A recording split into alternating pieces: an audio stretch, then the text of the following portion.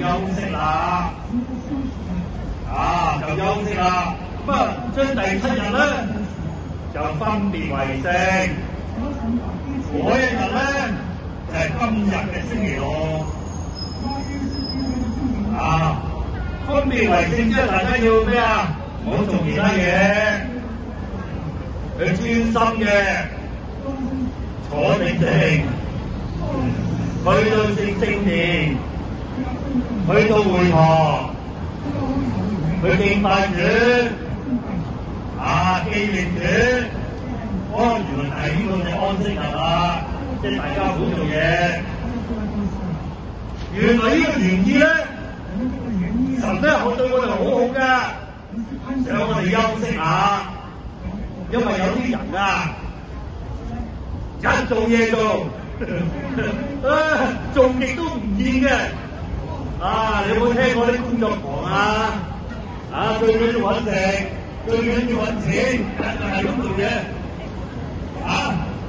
人哋做嘢好唔好㗎？我話俾大家聽好容易病㗎。神對我哋好好要我哋留返1日休息一下。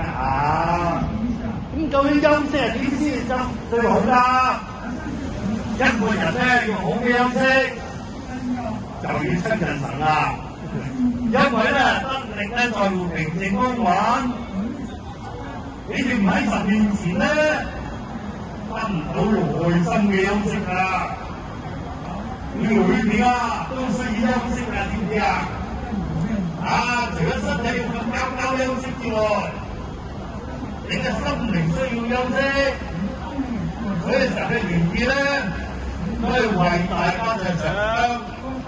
一個星期有1日休息，為咗得力，我哋要親近耶穌，親近神。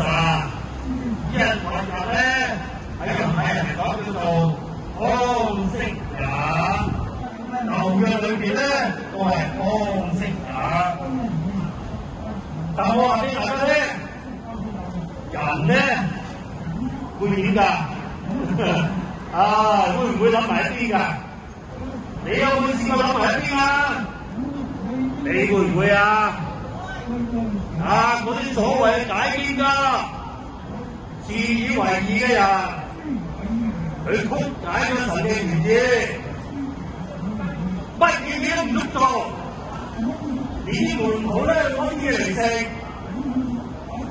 都話佢做犯咗錯誤，得罪上帝嘅律法。跟住耶穌咧講個故事俾你聽啦。聖日你有冇聽過大衛王走難嘅時候去到聖殿冇嘢食咁點攞啲陳設餅嚟食陳設餅當時可唔可以食係可以，不過祭司食嘅。大衛同埋嗰班隨從可唔可以唔得㗎。咁但係竟然可以食喎。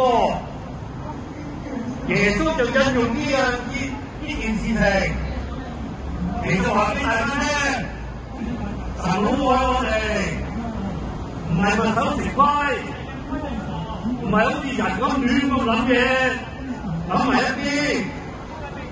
安息日係要我哋親近上帝，係要我哋幫助人，係我哋真正嘅休息。今日主耶穌基督同死裏復活，你嘅眼睛望翻我啦！主耶穌同死裏復活猶太人就星期6日休安息日啦，因為耶穌同死裏復活，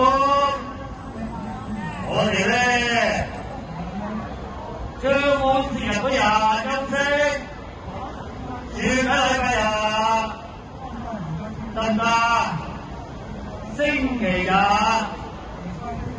係我哋安息日，係耶穌嘅復活嘅大日，得唔得？得唔得？明唔明白？好啦，1個星期，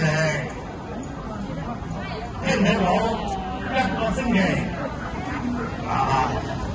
你一人一個啦，趕幾個好，一個星期有一日分別為聖，返教會，返去神嘅殿嗰度